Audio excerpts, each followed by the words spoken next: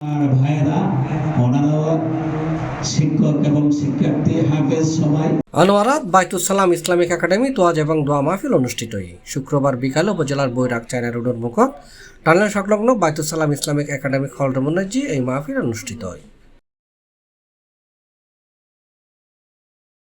নুরুল উলুম দারুল কুরআন মাদ্রাসার প্রতিষ্ঠাতা পরিচালক হাফেজ মাওলানা আব্দুল সালাম ও প্রফেসর মোহাম্মদ সালামর সভাপতিত্বে এবং হাফেজ কারি মোহাম্মদ মিসবাহুদ্দিনের সঞ্চালনায় এডে প্রধান অতিথি হিসেবে উপস্থিত আছেন আনোয়ারা কর্ণফুলী প্রাইভেট মাদ্রাসা অ্যাসোসিয়েশনের সভাপতি হাফেজ মাওলানা আরিফুদ্দিন, সহসভাপতি মাওলানা ফুরকান খান, হাফেজ কারি আব্দুর রহমান, যুগ্ম সাধারণ সম্পাদক হাফেজ কারি নুরুল আফসার, মাওলানা শাহাদাতুল্লাহ, আসিফ এনামি, মুজাফফর, মাওলানা নুরুল ইসলাম সাইফি, মাওলানা সৈয়দ নূর আনোয়ারি, মাওলানা ফয়সাল মাহমুদ, মাওলানা ওমর ফারুক। এছাড়াও আর উপস্থিত আছেন হাফেজ মাওলানা মিজানুর রহমান, হাফেজ মাওলানা জুনাইদ ও হাফেজ মাওলানা মিফতাউদ্দিন সহ আরো বহুত কেউ।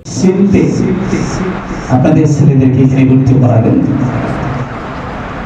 উনি একজন সফল শিক্ষক।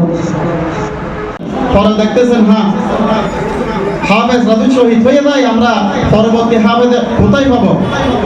এই জন্য হাফেজে কোরআন দিয়ে কোরআন সংগ্রহণ করছেন সর্বপ্রথম সিদ্দিক আকবরের জামানা।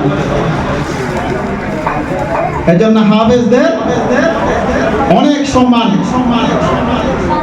কথা বুঝতেছো তোমরা? একজন হাফেজের কত দাম? পরিশেষে একাডেমির উত্তরোত্তর সফলতা কামনা এবং মুসলিম উম্মার কল্যাণ কামনায় দোয়া ও মুনাজাত করা হয়। দীর্ঘদিন শিক্ষকতা করেছেন।